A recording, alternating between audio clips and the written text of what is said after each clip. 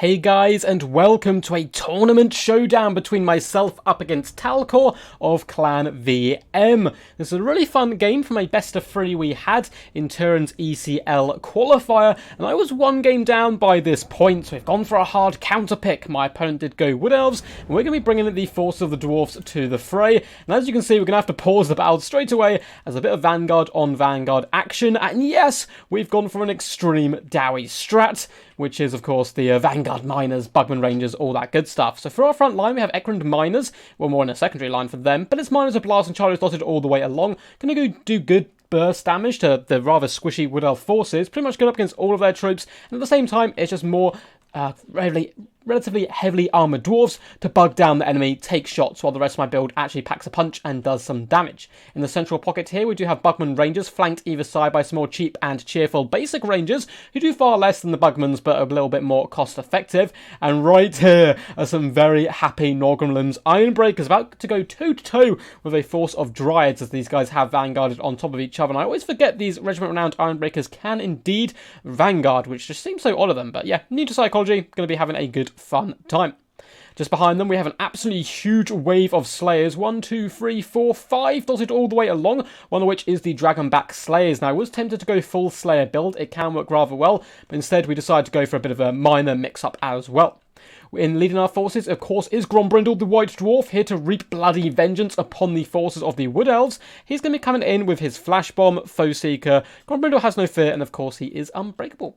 Now, for my opponent's force, if we look in his Vanguard position, he has a couple units of Dryads who are a little bit too, not that close to home anymore, a little bit too deep into enemy territory. The Dwarves shall punish them, one of which is the Wraiths of the Frozen Hearts. We also have some Great Stag Knights right in front of the enemy, and Great Stag Knights are one of those units which just look absolutely incredible, and a player of Talcor's ability can certainly use them rather well with his good micromanagement. They're very super glass cannon. I tend to get them shot and killed, unfortunately. For his main battle line, he does have Wildwood Rangers. These guys are disgustingly squishy, the masters of being glass cannon. This build in general is super glass cannon with the Great Stag Knights and the Wildwood Rangers. These guys, though, huge damage dealers, armor piercing. They will be able to tear through Dwarven armor like it is butter. The rest of his force is hidden behind me in another Vanguard position. A couple more units of Dryads who are interesting choice here. The best advantage to them is the fact they have this Vanguard, but they do magic damage, which of course isn't too good up against the Dwarven folk. With another unit of Great Stag Knights, we have Drycha leading the forces, of course going to be coming in with those summons. She also has a Pendulum and Melkoff's Mystifying Miasma. And I believe there is another unit hidden somewhere of, where are they gone? Are they hiding in here? There's definitely the Ethereal Stag Knights somewhere, hidden in the distance, perhaps way behind me in a corner somewhere. Looks like they're down here, so they're blending in with the trees as the Lost Silver Knights. But in the front line, as you can see, Blast and Charlies are going to be unleashed upon the Dryads. We're going to be shooting into the Great Stag Knights as well, doing some nice damage straight out of the gate, although our Miners take huge burst damage. Those Great Stag Knights are certainly no joke. We're also going to be unleashing some shots into the Wildwood Rangers, who are very wisely pulling back. My opponent's taking advantage of the fact I gave an attack order on these Miners to push them forward. Going to be isolating them and doing some really lovely damage. Dryads have forced their way back onto Bugman Rangers, but they've got out their little shields. They'll easily be enough to force back the Dryads if it does come to it. And in come the Stags. Now, Lost Silver Knights are a really nice pick here. Yes, they do magic damage, but they have a ridiculous 75% physical resistance, and only Grombrindle really brings the heat when it comes to magic damage in my Wood Elf build. The Rangers currently just shooting shots into the Great Stags, who are suffering a little bit, down to about half health, and they've done some lovely burst damage, and they have allowed the Wildwood Rangers to get into the engagement. Some Great Stags are trying to wrap around the flank here onto my Rangers, and they've got pretty decent mass, and we've only got Slayers, not Giant Slayers. We do manage to slay a few of the Mighty Elves, but they will be able to escape relatively unharmed. More so as well, just pushing away the enemy Vanguard where possible.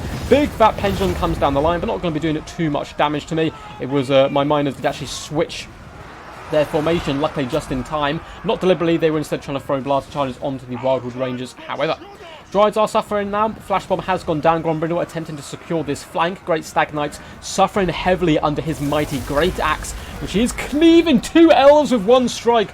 Grombrindle looks so tiny amongst these giant stags, but he packs a meaty punch and a third goes down in just 2 swings. 1 unit of Rangers has been forced off here by good pressure from the Dryads, and they're pretty fast as well, which is one of the reasons you do want to bring them here. Melkoff's Mystifying Miasma has gone down on the Dragonback Slayers, and they're pinned in now up against a summon of Dryads. Certainly not where they want to be to get any decent value for all round. Norgrim's Ironbreakers doing fine up against Wildwood Rangers. Yes, they come to AP. We've done these decent damage to them so far, and we've managed to line up our Buckman Rangers to fire down the flank of these lightly armoured troops. Should be able to do some really nice damage. On the back, it's just an absolute mess of Dryades and Dwarven folk. The left-hand flank is really sketchy for both forces here. Looks like the miners were about to break, but we popped down. Grombrindle has no fear, making them unbreakable for a little while longer yet. And there's only Slayers holding this left-hand side. And up against Wildwood Rangers, not really an engagement they're too happily to have. But Grombrindle's supporting as well, up to 26 kills, being an absolute beast. Great Stag Knights come in for a thunderous charge before deciding, you know what, we're actually going to fall back here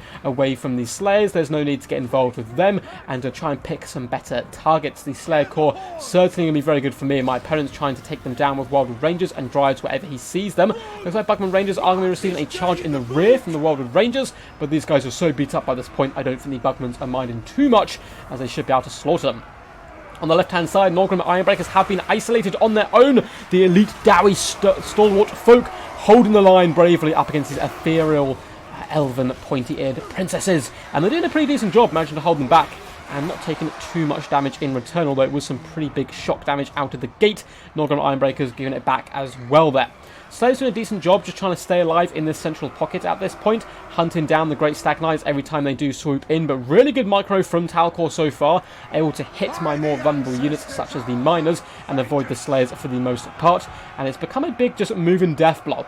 As you can see, Grombrindle is chasing down Dryades at this moment. He is getting slowed by Melkoff's Mystifying Miasma, and Norgrim Ironbreakers though are going to start to pull in Dryades, surround her and drag her into place. Actually, as I say, that looks like they're trying to wander through here, and a big engagement has happened. Lost Silver Knights have charged in, but Grombrindle is going to be switching his attacks at this point to those Ethereal Knights, and he will be slaying them so quickly. Every single swing you can see stags whimpering out of existence, collapsing to the ground. A few of them trying to fight bravely, but are falling under the mighty axe of the White Dwarf, getting insane value, up to 35 kills, but each of those kills has been very important. We do have Rangers on the outskirts of the battlefield shooting and try to whittle down the Wildwood Rangers where possible. Looks like we have 2 units, 1 on either flank, currently firing in. Now the Buckman Rangers do have a bit of a bug. Sometimes when they break and rally, they don't regenerate health, but looks like these guys will be doing it. A lot of people don't know that Buckmans actually have regen. And that, of course, is because of the legendary brew of Bugman himself. Grombrindle's been hit once again by Melkoff's Mystifying Miasma, not to do any damage to him, but just allow Dryades to escape. You can see she's going to be shuffling away, but the Wraiths of the Frozen Heart, as well as these Dryades, desperately trying to bring down Grombrindle, but he's saturated on top of the Ironbreakers, so just doing a fantastic job. They're not going anywhere up against Dryades. They've got a ridiculous amount of armor here, with 125, and that magic resistance is going to be so potent and deadly. But in come the Lost Silver Knights in rows of 2 here, going for a beautiful, ferocious charge straight through their own Dryades and into the Ironbreakers once more. But Grombrindle is near, and if he gets 1 or 2 hits on these guys, they will be going down rather quickly. I was tempted to pop a flash bomb here, but we're trying to catch as many units in it as possible. And it looks like another Stag may fall. Oh no, he's just about going to be able to scoot his boot out of here. Desperate in trying to get a little bit of reprieve.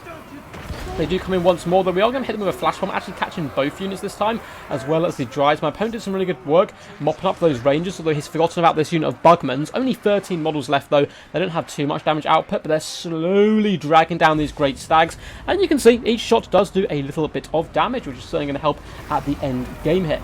We just have a big fat core of Slayers surrounding the Norgrim Ironbreakers, who are incredibly low at this point, getting cycle charged from all angles, but Grombrindle is here, and with Grombrindle fighting alongside you, it does give you a little bit more fight in your belly, and as you can see, there are Knights falling all round the place, and if I can drag down these great Stag Knights, as well as the Lost Silver Knights, there is an endless supply of Dryades who could simply be slaughtered by the White Dwarf, and Dryades herself isn't looking too healthy or happy.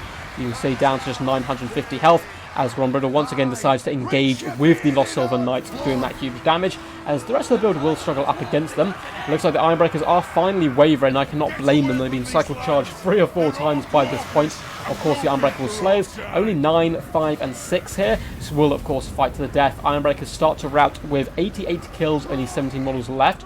It looks like my opponent has noticed those pesky Bugman Rangers who are desperately trying to get off one last volley, but they will not save them, and the Knights bound into combat, flattering the Dwarfs, and they'll be able to break their resolve rather quickly. But well played to the Bugman Rangers. They've actually been pretty cool unit to use. I'm trying to see which matchups they can be viable in. They seem to be slightly too expensive compared to the cheaper Rangers who do a similar job, but, you know, they can do good work as well. And the idea here is if they were getting shot, at least they have that regen to help support them. Droids going down and again absolutely slaughtered and shattered here. And a lot of the Widow forces is breaking this point. Balance power is rather heavily in our favour. Droid is going to be slapping up a few of those Slayers, but the White Dwarf is here. An overhanded slice straight down her back does some huge damage. Waits patiently as well for the Lost Silver Knights to come in before we're dropping that bomb. And we can see the Knights are now starting to crumble. Their melee defense is weakened, as is Drycher. There is simply no escape, although it looks like the White Dwarf is currently having a little bit of fun just slaughtering these Knights where possible. He's killed so many brave elite warriors today, and it looks like he's going to continue to do so for a little while longer until the Widow forces do finally shatter. A Pyrrhic victory. Very well played to Talcor in an incredibly tough matchup. I think he did really well. Despite the latest DLC giving a load of new tools for the Wood Elves, it's still, I think, a matchup which does favour the Dwarves, although nowhere near as much as it once did. Before we go through all the stats here, I hope you guys enjoyed. If you did, feel free to give the video a big old thumbs up and subscribe for more Total War Warhammer content. We do drop new content every single day, and hopefully tomorrow, fingers crossed, we will also be delving into my World Championship games. It's the biggest ever Total War Warhammer tournament event held. I am one of the casters for it as well, so you're going to be seeing games throughout, but there is, I think, over like 2,000 games or something ridiculous being played. Someone said if you cast a game every single day, you'd take 20 odd years or something to cast it. There's a ridiculous number of games being played. So to start off with, in the group stages, we will be casting my games, and then from that point onwards, we'll be casting like favourite games, favourite matchups, that kind of awesome stuff. But yeah, if you want to support the channel in any other way, you can join my Patreon down below. There's also a link to Discord, and feel free to comment on the video. I do read through them all and greatly appreciate them. So for the Force of Talcor, it's a rather interesting build. The Dryads may seem a bit of a surprise pick to some of you, because of that magic damage and the innate magic defense that the Dwarfs do have, but they're very quick, and that's the whole point of them. You get them into the back line, you shut down guns, and you pop them on Slayers because they have decent damage output. Despite the resistance, they can do rather well. And you can see the Race of the Frozen Heart got a really decent 8,000 damage dealt, 900 damage value. Some of the other Dryads did pretty good damage value across the board, nothing too shabby whatsoever. My opponent got them onto really good targets. Wildwood Rangers did suffer a little bit more. The deployment didn't really help them. A lot of blasting charges straight into the face. Bugman Rangers and Rangers as well, slowly pulling them apart. As for the Great Stag Knights, 6,600 damage dealt here, nearly 1,000 damage value. On the other one, 1,000 damage value, 10,000 damage dealt. And the last one, which of course is the Lost Silver Knights, 1,600 damage value, 11,000 damage dealt. Huge kills across the board for all of them. And that sounds like a lot of damage and a lot of damage value, but these Knights are very, very expensive, so you need them to get this kind of damage to attempt to pay for themselves. As for my Enforcers, it's a pretty fun build. I was very tempted to go full Slayer, but the Miners with Blasting Charges didn't get the craziest damage value, but they did okay stuff to start with, and at least bogged down my opponent a little while longer. But the main winners, of course, here, these Slayers coming across the board. So good in this matchup, they can chase down archers, as they are rather quick. Good against all the heavy hitters that the Wood Elves tend to bring to try and drag them down. So if you can deal with the damage dealers such as Dryads, Wildwood Rangers, which we did okay to, although it got a little bit more close than it probably should have because I wasn't able to shut them down, these Slayers will of course pay for themselves. 1,200 damage value here, 1,400, 1,200, 700, and the Dragonback Slayers unfortunately got a little bit isolated early on and pulled apart, so less good for them. Norgrim Ironbreakers, I like them as an inclusion here. It just adds a little bit more meat to your build, whereas everything else is a little bit squishy. If they can shut down the Miners and just kite the Slayers, you're in a bit of trouble. So Ironbreakers gives you that nice solid backbone. 10k damage dealt, 1,500 damage value is very impressive work by them. Rangers did okay damage across the board, nothing too shabby, 1 pen for himself, 1 not. The Bugman Rangers have an 867 damage value, 5,000 damage dealt on key targets is pretty good stuff. But the main man, the myth, the legend, of course, was Grombrindle, the White Dwarf, performing absolutely expertly here with 7,755 damage dealt, 2,200 damage value, still plenty left in the tank. We just had to make sure we drop those smoke bombs in the right times, and the White Dwarf performed the rest. But as I said before, very well played to Talcor. He played an incredible best of 3 against me. I may cast some of the other games as well. Real top tier player, and in a very tough matchup, dragged it all the way to the wire. So I can't say enough good stuff about him. The other games were equally close as well, of him stressing my micro the entire time. Anyway guys, until next time, peace, and as always, stay awesome.